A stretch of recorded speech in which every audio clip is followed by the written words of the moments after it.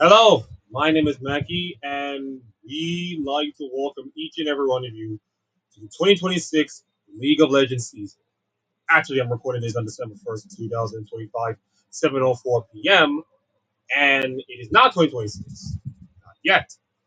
But just a couple of hours ago, League of Legends just dropped their newest developments for this 2026 season. And instead of me just wasting like 15 minutes of your time or 20 minutes, I decided to just go through the most important points in there and what does that kind of information is going to be for the pro scene. Like map changes here, small things there, those kind of stuff. What kind of changes could have a major impact in the pro scene? So I'm going to go skim through all of this and go through the most key points, of course, in those development notes. And if you like the whole thing, please like, comment, and subscribe, and all that stuff. Tomorrow will be another death of a team. Can anybody guess what it is? Which it is? I don't know it. You don't know it. But we're gonna find out tomorrow afternoon or tomorrow at 9 a.m. on Wednesday. We'll find out. So, ladies and gentlemen, we are marching to the beautiful, beautiful city of Demacia for this season 1, 2026 of Theme, which is the most unified, hopeful justification town in history with so much rich history coming in there and so much credibility comes with it. And you're going to about to see the absolute credibility about it. I mean, look at the dragons. Just look at these beautiful, beautiful dragons. And the cinematic, of course, that will take place in January will be featuring some domestic champions. Could be incredible stuff. I think this is Cho'Gath. Yeah, this is Cho'Gath. This is Cho'Gath in Demacia form. That's absolutely sick, to be honest. Now, okay, there will be Battle by Skins, which would be non-domestic champion, which is Prestige champion for Morgana, all right. So old school Demacia at a time when they're in the golden age, fine. And we have a suite of gameplay changes to Summoners. And now here comes the most key important parts. Summoners Rift games will start 35 seconds faster than they do now. Now, for anybody who don't know, I think Summoners Rift games are kind of like you don't get the minions done within 4 minutes. So to have like 35 seconds more faster than this, it's huge. It's small difference, of course, but it is huge in the grand scheme of like you're playing rank and you just wanted to get things done quicker. So there you go. That's pretty much it. Next up, we added Phaelites with locations that gain grand temporary bonus sites awards.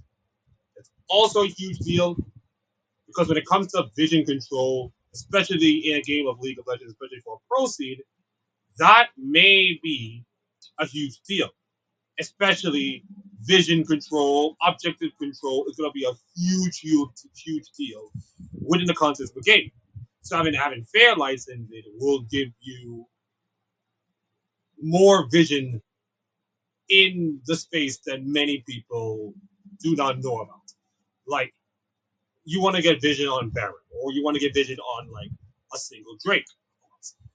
You wanted to make sure you get every single vision being put in there. Now, again, not my knowledge of the game is not as strong. I don't play the game as much. I watch a few pro leagues, not much knowledge about the pro league, but I know one thing. By having more vision in the game, you can see more strategies being made, more variants, of course, and more about, you know, seeing which teams can better with the objectives and all that stuff. Fortunately, speaking of objectives, we like to say goodbye to our good old friend Otacon. And he is officially dead. In fact, they and the feats of strength are dead. I think you could say that the feats of strength is pretty much, involved with the Noxus theme of the entire thing. Otacon is gone. Otacon is officially gone. And I would like to say something about Otacon, in which I have to say, it's not the most controversial champion or the most controversial objective towards the game. That goes to our good friend the Chemtech Drake, which it took a year for them to modify the Chemtech Drake as a not so great objective, but it's not as broken as many people think. It only gives you shielding instead of like having a temporary GA and all that stuff. It went crazy. I believe that Alcon has been responsible for more games being thrown in pro scenes than we have in like any other year that we have in the season. So I think it makes sense that the Otacon is being removed, the pizza strings is being removed as well, so that we can just go back to like normalized games, of course, instead of like focusing like who's get the first objective or who's gonna get like a couple of kills, those kind of things, and just start to be in like a regular game, of course. And yes, you're gonna see Otacon, of course, in TFT, of course, but you're not gonna see Otacon in like League of Legends, which I think is going to be a relief for some of the players, of course, or none of the players, of course. But I think Otacon is just outstayed as well, just like Noxus is pretty much outstayed as well. So now we will have new mechanics. We will have crystalline overgrowth, which is kind of a universal demolish effect. All right, we got that. Moving on, and demolish will be a three-hit passive. So with crystallize, we don't know what crystalline overgrowth means. That's fine. Lack of information, but it says that demolishing will be a three-hit passive. So you can put some skill. You can okay. Certain champions will have to play with their skills and with their passive. They can use demolishing as well, so it can make that champion get stronger in the most cases, or trying to like do damage stats and all that stuff. Do simple. Jesus Christ, I'm fumbling my words, guys. My knowledge of the game is not as great, so stay with me, guys.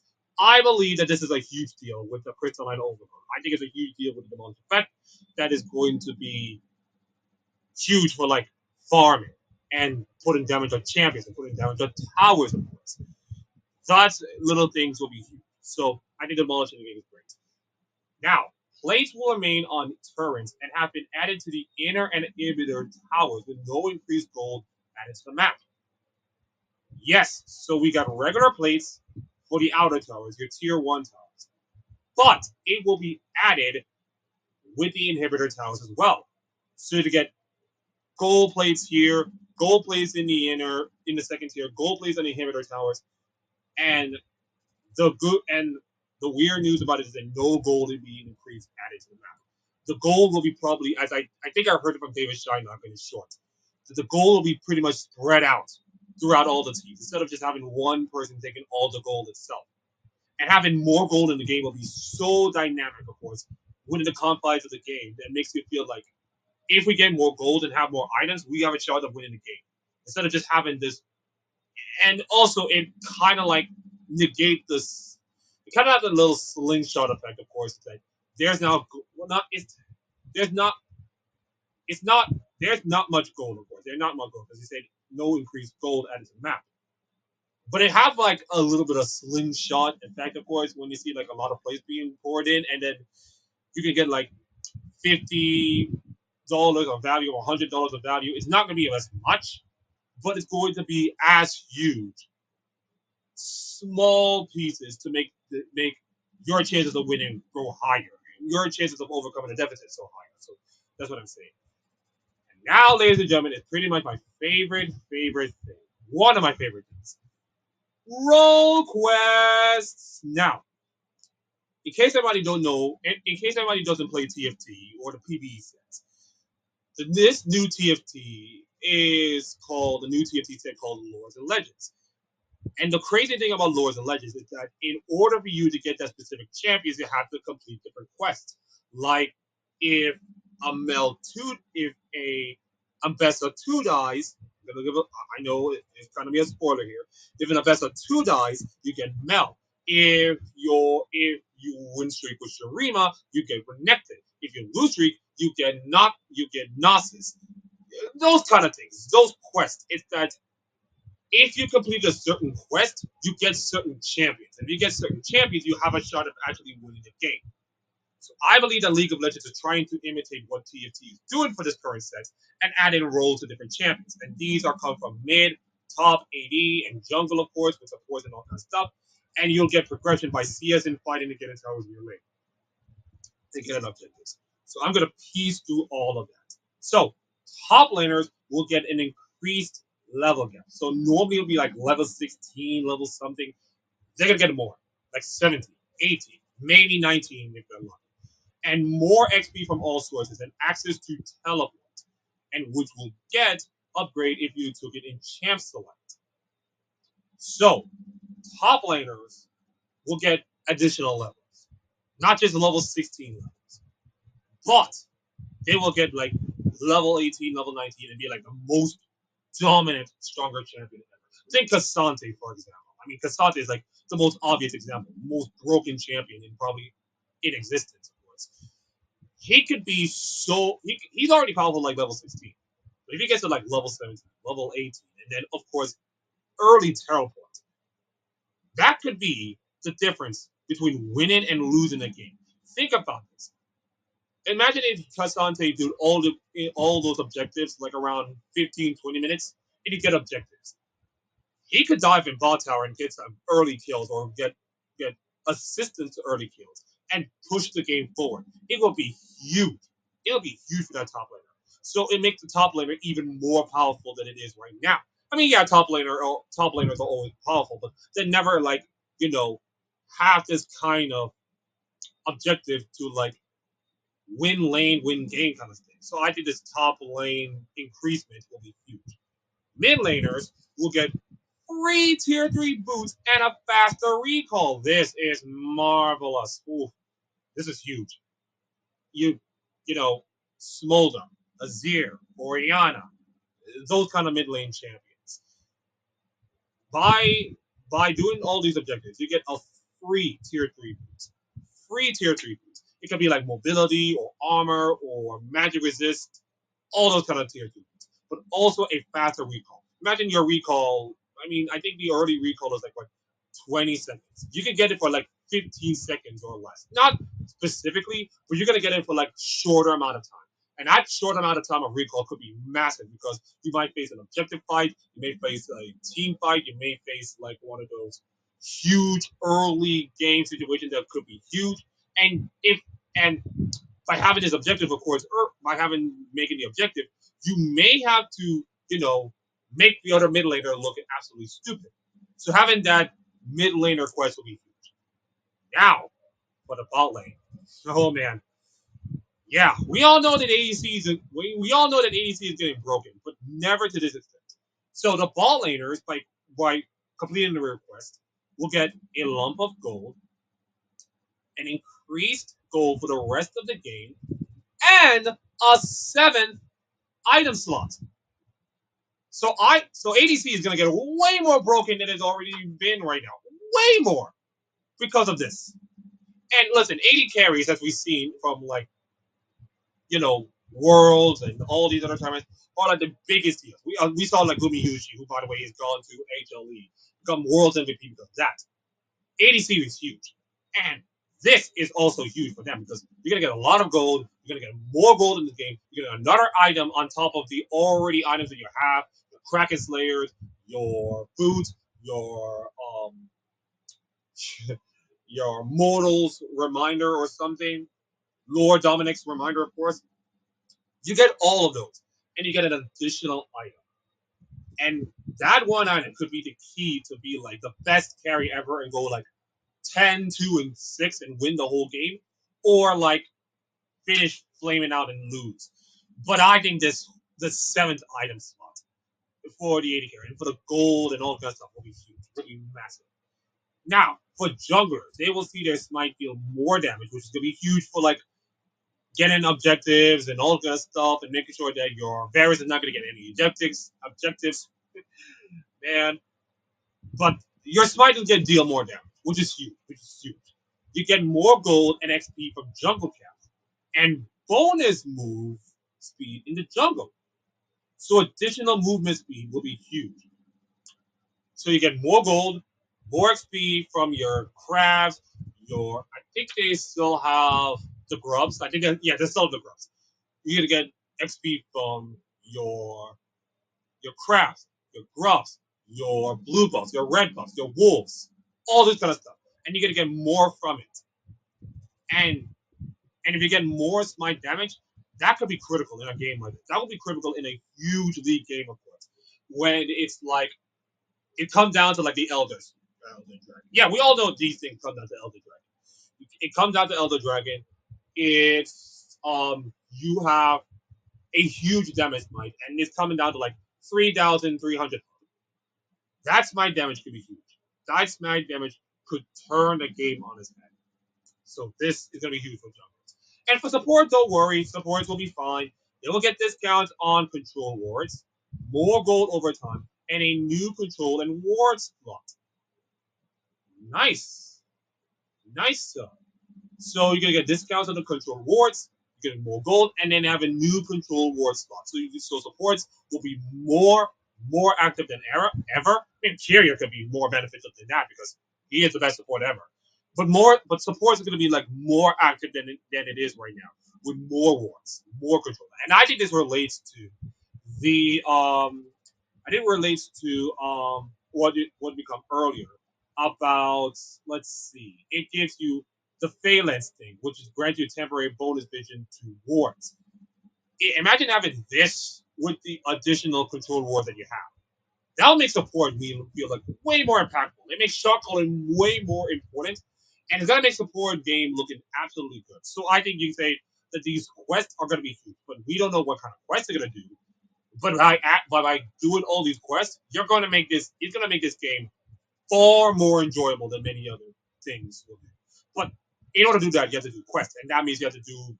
That means games will be like 15. It's gonna be like I said. It's gonna be like the average game time for most of the games is like 40 minutes. I think you can say that they're gonna be like close to 30, 35 minutes, I guess. But who knows? Who knows? Bunch of new and returning items. We're not gonna go through all of that. Crit damage is going back to 200%. Yo, 200%. Jesus Christ. Whew, that is brutal. That is brutal. I am not going to go through all the crit items, of course. But there is a lot of crit items, i.e., Jill Gauntlet. Okay, Jill Gauntlet's not in the game. But so many crit items. And they're going to get 200% more. Oh, the damage in these games will be insane. It will be absolutely insane. Along with all the quests and all that stuff. Crit damage will be insane. Now, for rank. This is going to be important for ranked people. I've already discussed about the whole thing that is going to be involved with League of Legends and the pro scene. But for ranked people who wanted to play the game, we added a climb indicator to the loading screen to show if someone's MMR is higher than the visible rank. That's huge.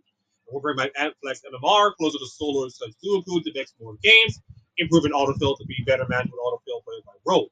If it can match by role, it will match the number of autofill players. And we're adding the Ages of Valor, which will reward you to get a mastery score of C or higher in autofill games without a double LP or win or mitigation on a loss. And you can get the Ages benefit in the less popular roles. You will no longer be able to dodge to avoid being autofill, and at Master Plus will count as a full loss. Ooh, that's massive. That's massive. Champ select time has been lowered to get you into games faster. That's big. That's massive. Lower champ select time. That's good. That's good. Lower champ select time. Yes, my market has not been great, but lower champ select time. That is massive. That is massive for some players. Doing it back in Apex tier time games. Swift play is inherited most changes from some of the Swift except role quests. And we're also adding changes to Swift play make faster. And you will start at level 3 with increased gold similarly to ARAM. And we're removing Gruff and Swift and Herald from Swift play and speeding up Dracus and Elmo Rift with sudden death coming soon. And the most important one, and the one that is going to be really important, WASD is going to be live in a couple of hours. Now, WASD is not going to be involved in like pro play. That'll be like mostly keyboard and mouse. But in a couple of months or couple of things come down the road, it might be implemented. The question remains, which kind of pro players will be adapting this thing and who will handle it better? And that'll be the huge question. Who can handle the WASD better? Because we have been conditioned to like mouse and keyboard since like the dawn of time, or like the dawn since the League of Legends started. The WSAD will be testing so many of these players. Now it's not pro yet. It's not pro yet. It's not going to be fully in ranked. That's fine. I like how they decided to not put it this thing too early, so that it will question all the players, cloud their judgment, and all that stuff. So they decided to put WSAD for some of the casual players to test it and figure it out. And then when everything is the right condition and everything is right, you can actually put it in the into the pro scene. For now, just keep it as it is and just implement it as separate. So that is, ladies and gentlemen, all you need to know about the 2026 season one theme, with of course a cinematic that's going to be taking place in January, and of course a lot of announcement with Riot Games, esports, with MSI, Worlds, all kind of stuff. I think they already announced it in advance last month. But yeah, anyways, thank you all for watching. Like, comment, subscribe to this video if you want more League of Legends. All the socials are down here. And I will see you all next time. Happy holidays to all of you all, and goodbye.